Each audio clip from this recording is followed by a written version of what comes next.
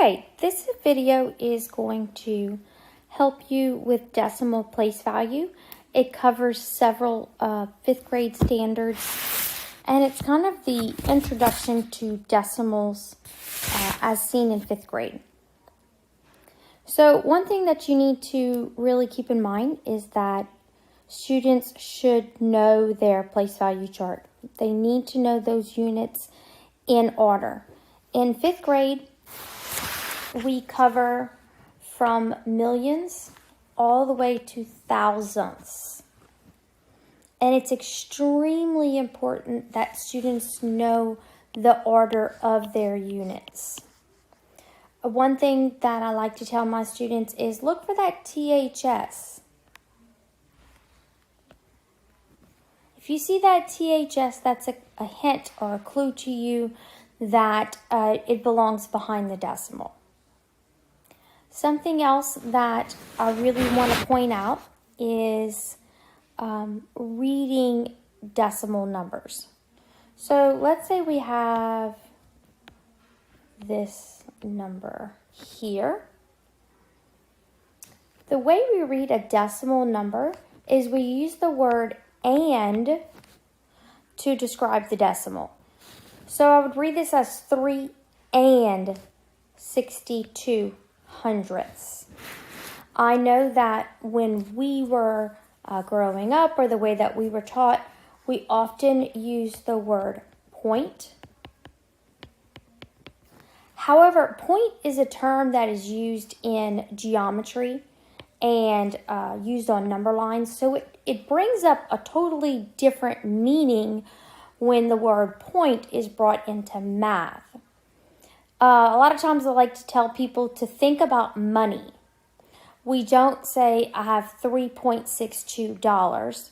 We say, I have $3.62. So that's just a helpful hint for you for there.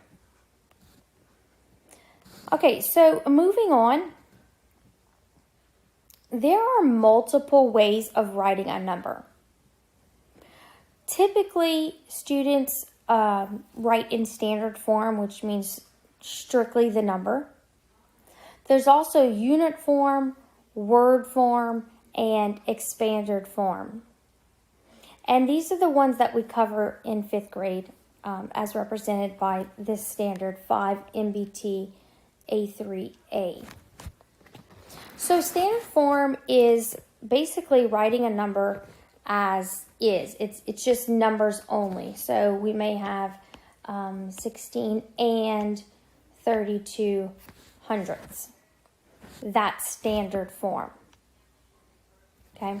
It's also referred to, when it has a decimal this way, it's also referred to as decimal form.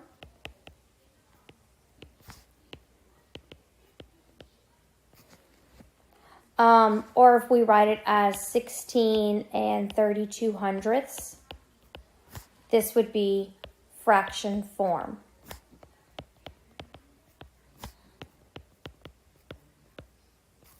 Either way, these two versions are still versions of standard form. So using that same number, let's talk for a minute about unit form. So unit form is a combination of numbers and words. So let's say I'm looking at this number. Okay? I can read it a few ways. I can say that there are 6 ones, 2 tenths, 6 hundredths.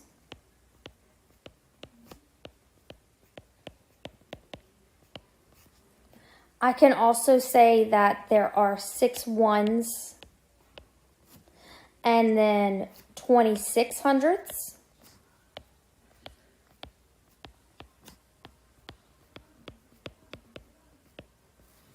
I could also start from the very back and use that smallest unit and say, hey, there's a total of 626 hundredths here.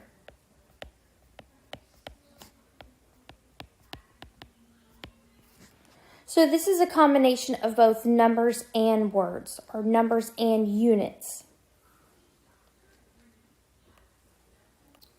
Okay, so along the same line, written form would be, common sense in itself. It says it's words only. So let's say we have that same number.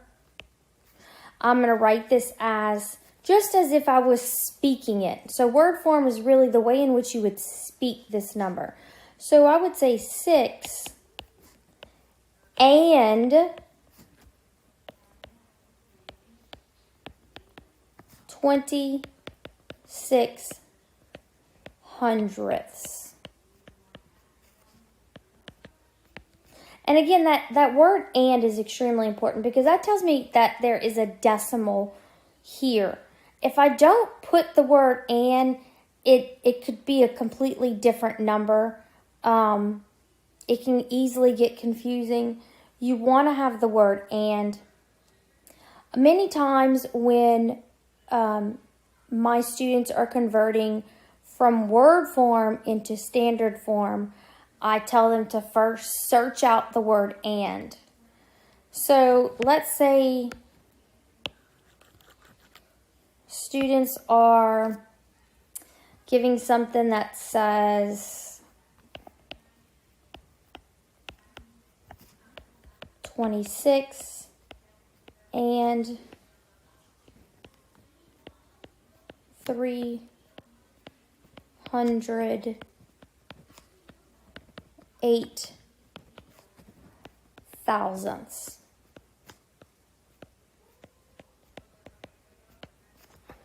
So the first thing I do is tell them, okay, it's there and written in word form. Find and look and see if there's a word and in there that would, represent a decimal. Oh, there is? Okay, great. So let's go ahead and put a box around it like so. And I'm going to just draw my decimal just like that. And so then I see in front of the decimal, I have the number 26. So I'm going to go ahead and put that there. And then looking behind the decimal, I see that it says 308 and then the word thousandths. Thousandths. And because I know that thousandths is 1, 2, 3 places behind that place value chart, okay, I know that there are going to be 3 digits behind the decimal. So I'm going to go 1. Oh, we're not planning to write right now, are we? 1, 2, 3. And from here, I'll plug in that 308. So it would look like this, 308. Without doing this, a common mistake that we would see in classrooms is something that looks like this. Okay. Or maybe even something that looks like this.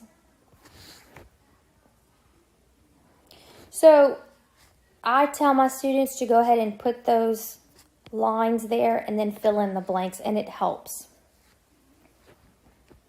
Okay, the last form that we look at is expanded form. Expanded form. And, oops. I'm going to go ahead and start with, let's say,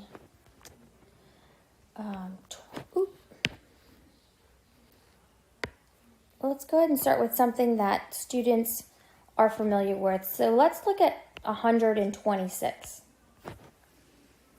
Expanded form is nothing new to students. It's really just taking a number, looking at the value of each of the digits, and then showing how you can add them up to get that total. So in this case, the number 1 is in the hundreds place, so we would represent that as 100. Plus, the 2 is in the tens place, so 2 tens is 20. Plus, 6 is in the ones place, that equals to 6. Okay? This is traditional expanded form. So when we would look at this with a decimal, and I would say 126 and 3/10, it would look something like this. I have my 100 plus 20 plus 6 plus 3/10. Okay. However, in 5th grade, we take that a step farther.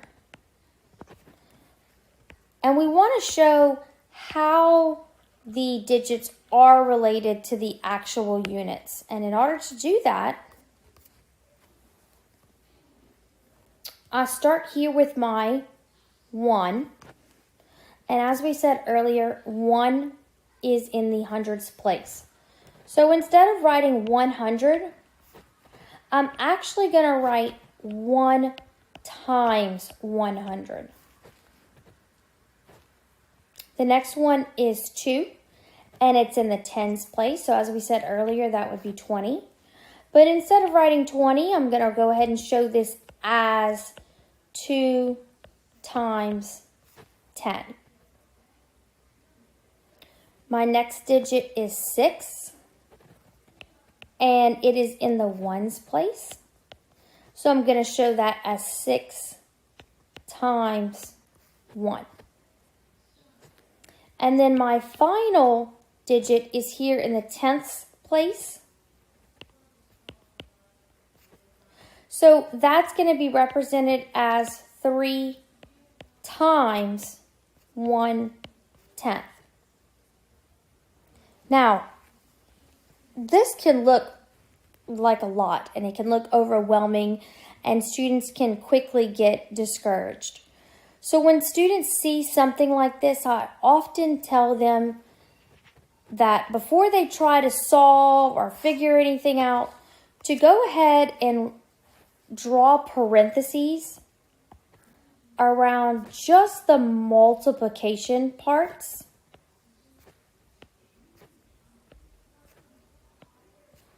Of these problems.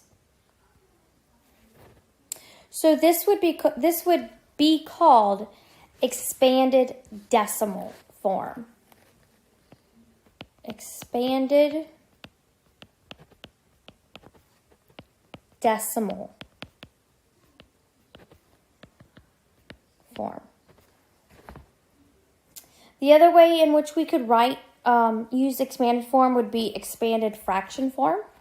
And so most of it stays the same. You know, those whole numbers are still 1 times 100 plus 2 times 10 plus 6 times 1 plus 3. And instead of writing 1/10 as a decimal, I would actually write it as a fraction. And so this is expanded fraction form.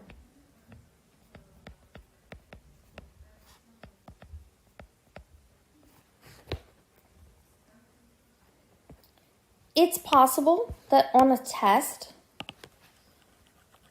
students could see something,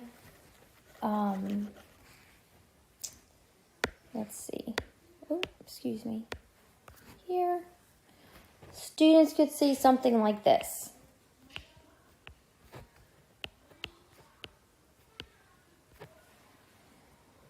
And they would be asked to match it to the correct expanded form representation. And if they are given some multiple choice options, I tell students, don't look at the options yet. Solve it first, then go and look at the options that they're giving you. So 2, I know, is in the tens place. So I would have 2 times 10. Plus 6 is in the ones place. I'm going to have 6 times 1. Plus 4 is in the tenths place. I'm going to have 4 times 1/10 plus, I have this 0 here. I can leave it alone. I don't need to insert that into my expression. 3 times 1,000th. And then from there, go find something that matches. Now, you might actually also see the opposite. Students might be given the expanded form and have to determine what the standard form is. So let's say they're given, oh, I'm already writing in parentheses because I'm just wanting to get ahead of myself.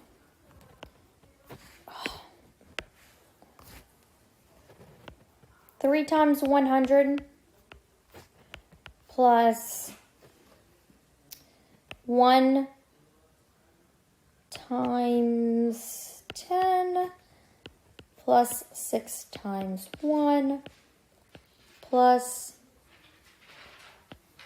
8 times 1/10 plus 9 times 1,000th.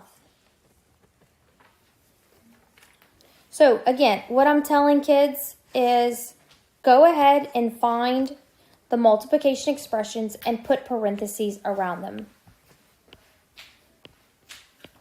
This is just going to kind of clean things up a bit, make it a little clearer, and give you a good starting point. From here, I'm going to tell students, okay, where do you think the decimal is going to belong? Well, it's definitely going to be between this whole number and this decimal. So let's start first here at the beginning. 3 times 100 would be 300. Plus 1 times 10 is 10. Plus 6 times 1 is 6. Plus 8 times 1/10 is 8/10. And 9 times 1,000th is 9,000ths. So I'm going to go ahead. I know I have the 300, the 10, and the 6. That gives me 316. And then here I see I have tenths for 8, but I don't have any hundredths. So I'm going to go ahead and leave that as 0 with my 9,000ths. Oops. Sorry about that. Okay. So something here to think about is when we start looking at the value of different digits. So let's say we have the number 34 and 592.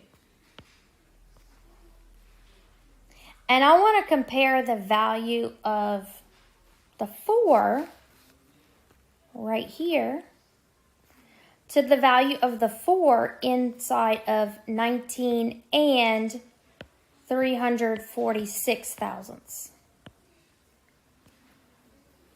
So I want to compare the two values of the 4. Now, when students are given these numbers, I tell them, okay, put a box around that the number that they're asking you for, the 4 in this case. So in this case, it's 4 ones. So I know I have 4 ones is equal to 4. I'm going to draw like a little blank here. And then this 4 is 4 hundredths, which would be 0.04. Now, this is where I ask students to really think. Which of these numbers is larger? Well, 4. 4 is larger than 4 hundredths. So if we're going from a bigger unit, such as 4, to a smaller unit, such as 4/10, we're going to be multiplying it by a whole number. So 4 is 10, I'm sorry, not 10, 100 times as much as 4 hundredths. And that's because there's a shift here twice. In the same respect, we could go the opposite way. We could talk about the relationship between 4 hundredths and 4 ones. So we could look at it as 4 hundredths and the 4 ones. Well, 4 hundredths is smaller than 4 hundredths, so I'm going from small to big. So I'm going from a smaller unit to a bigger unit. That means I'm going to be multiplying it by a fraction.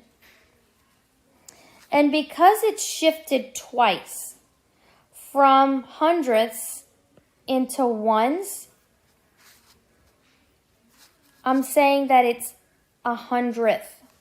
So as a fraction, I'm saying 4 hundredths is 1/100th times as much as 4. So bigger unit to smaller unit, multiply it by a whole number. Smaller unit to a bigger unit, multiply it by a fraction. Those of you waiting on the secret code, it is cheeseburger. Cheeseburger. Okay. So here we're multiplying and we're dividing decimal numbers by multiples of 10. So multiplying it by 10, 100, and 1,000. Something that you really need to know is that decimals, in fact, do not move. Decimals are stationary objects. What does move, though, is the numbers within the units. So, the value of each digit can change. So, for instance, let's look at 3/10 times 100. So I'm going to go ahead and put my 3/10 into my place value chart. And if I were to break apart 100, I know that 100 is the same as 10 times 10.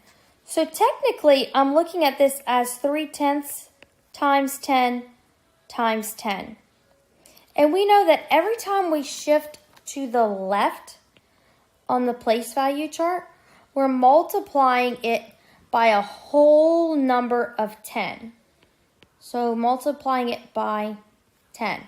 If I'm shifting to the right, I'm multiplying it by 1/10.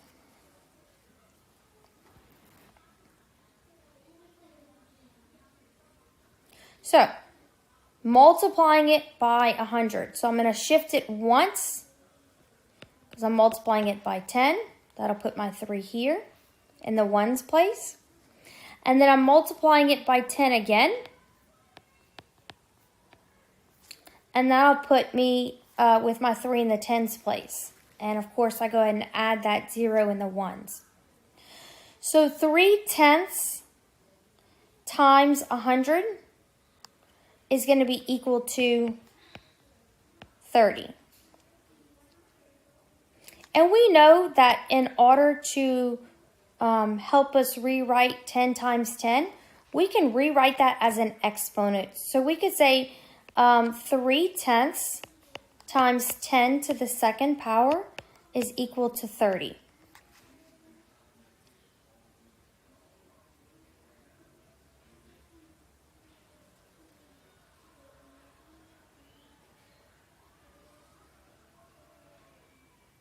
All right, so let's look at something else.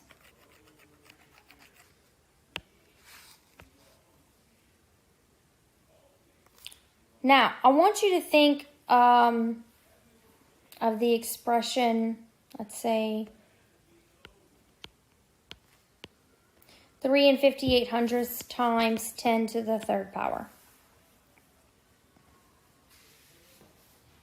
We know that 10 to the third power is the same as 1,000. So you're saying 3 and 5800ths times 1,000. Well, that means I'm shifting my numbers 3 times. So I'm going to start in the hundredths section in the back here. And I'm going to go 1, 2, 3. And then here's my 8. So each time I'm shifting, I'm multiplying it by 10. And I'm going to do the same thing for the 5.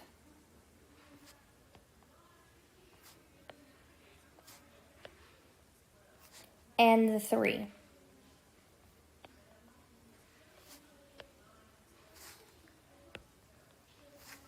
And go ahead and put that 0 in the ones place.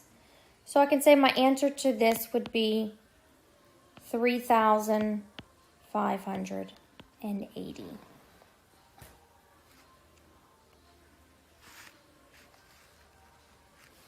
Okay, comparing and ordering decimals is another part of decimal place value.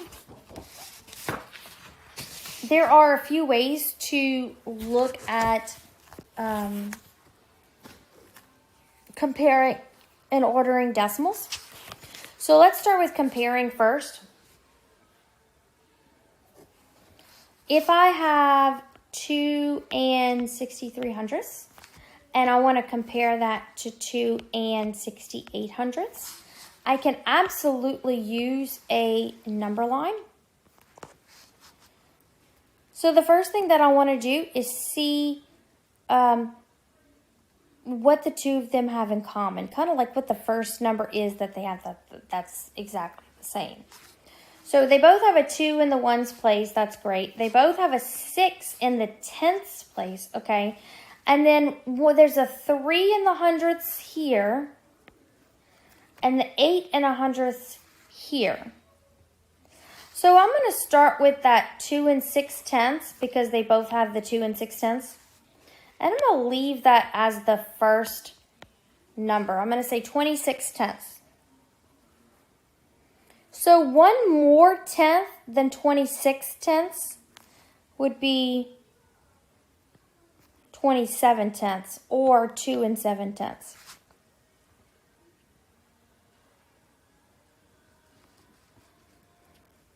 In the middle of those two numbers, 2 and 6/10 and 2 and 7/10, I know I would have 2 and 6500ths. Now my number is right here, 2 and 6300ths. Now I have I'm already making a mistake. 2 and 6600ths, 2 and 6700ths, 2 and 6800ths, 2 and 6900ths, and then there would be 2 and 7/10. Same thing here. So I'm able to tell from this number line that 2 and 6300ths is less than 2 and 6800ths, which is over here.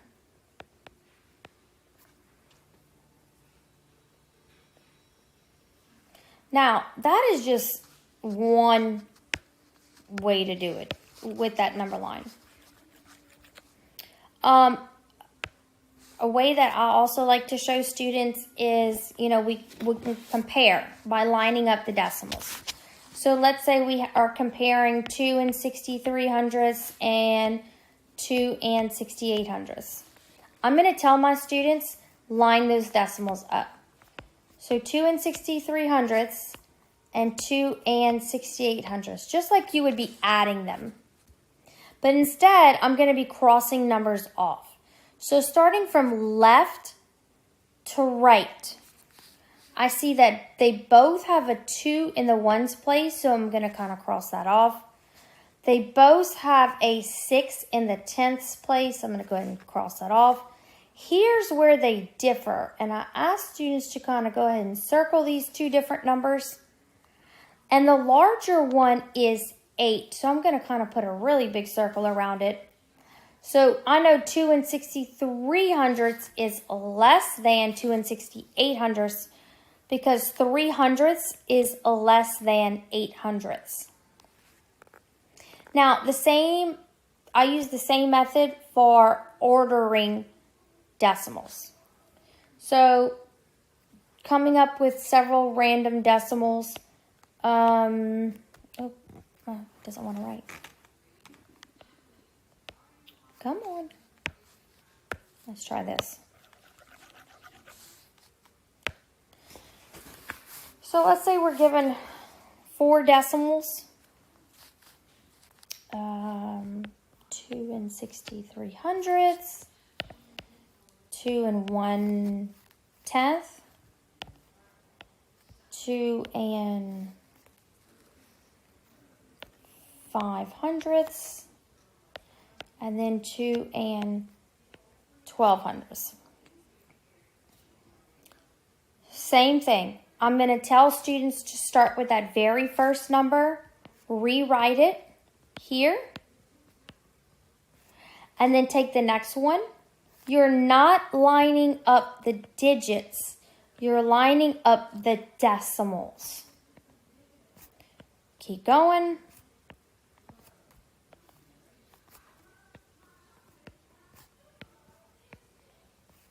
From here, I'm going to fill in any holes with a 0. So if I'm going to order these from, let's say, least to greatest,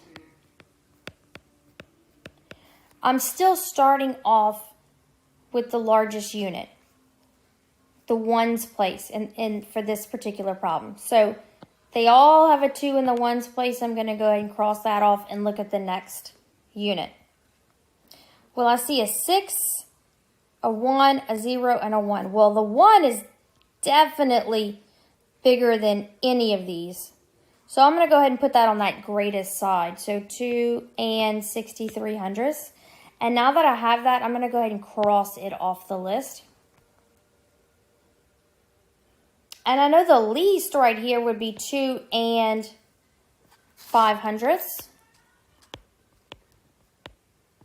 So I'm going to put that there. Now, both of these have a 1 in the tenths place. So that means I need to go and look at that hundredths place. So hundredths place, this is a 0 and this is a 2. Obviously, 0 is going to be less than 2. So this will be my third number, 2 and 1/10. Or you can write it as 2 and 10 hundredths. It doesn't matter. And then 2 and 12 hundredths is the other one. And so that's how we go ahead and compare numbers. All right. Rounding decimals. So when teaching students how to round, I like to use a little picture or a little drawing of a roller coaster. And imagine the numbers 0, 1, 2, 3, and 4 on this side, and then 5, 6, 7, 8, and 9 on this side. Now imagine you're on this roller coaster and all of a sudden it stops right here at the number 1. What's going to happen? Well, it's going to roll back to the 0. Same thing. If it got all the way up here to the number 4 and it stopped, it's going to roll all the way back down to the 0. But what if you're in that roller coaster and it gets all the way to the number 6 and it stops? Well, it's going to roll forward. okay? So this is just a little picture that can be used to put in your head. All right, so when rounding decimals, I like to use a vertical number line. Look something like this.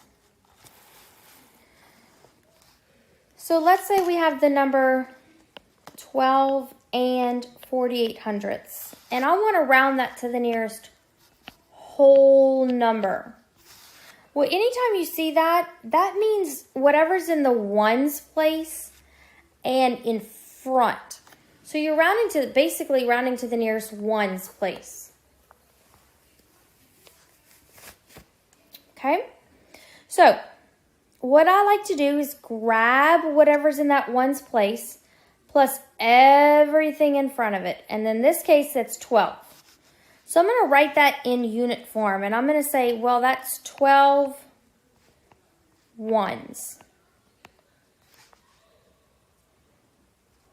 One more one would be 13 ones. Because remember, I'm rounding, so I want to see what it's closest to. Either I'm going to keep it at 12 or I'm going to be rounding it up to 13. So once I know 12 and 13, I kind of need to start thinking about a halfway point. Now, halfway between 12 and 13, I know I'm going to have that 12 ones, but I'm also going to have 5 tenths. Because remember, 10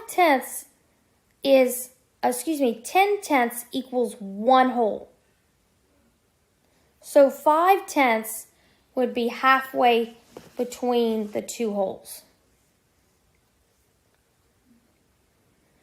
Now, I am looking at the number that is right behind it, which is a 4 in this case. And I know that 12 and 4 tenths would be less than 12 and 5 tenths. So I'm going to put in here 12 ones, 48 hundredths. You could also write it in standard form. And so because it's on this bottom half, that means it's rounding down to 12 ones. So I can say that 12 and 48 hundredths is about 12. Okay? Using the same number, 12 and 48 hundredths, I'm gonna actually round this to, let me get me a little bit more space right here. I'm gonna round this to the tenths this time.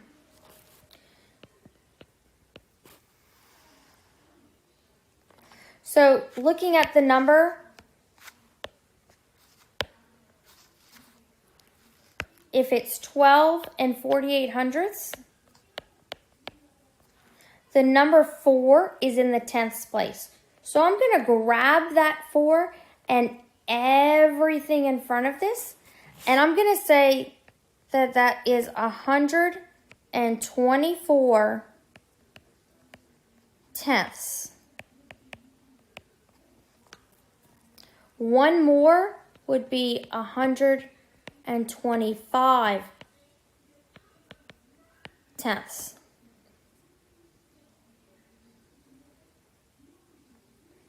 Now, halfway between those two numbers, we would keep that 124 tenths from the bottom, and then we would add on 5 hundredths. I'm running out of room here. In standard form, that would look like decimal, just like this. And if you want to, you can absolutely write these in standard form. So out of 12 and 4 tenths, and then I would have 12 and 5 tenths here. Now, since I'm rounding to the nearest tenth, I'm going to look at the hundredths place, and that number 8 would fall above this 5. So 48 hundredths is greater than 45 hundredths. So I would plot that here, 12 and 48 hundredths. And I know that I would be rounding, in this case, up. So I can say 12 and 48 hundredths is about 12 and 5/10. I hope this helped, and have a great day.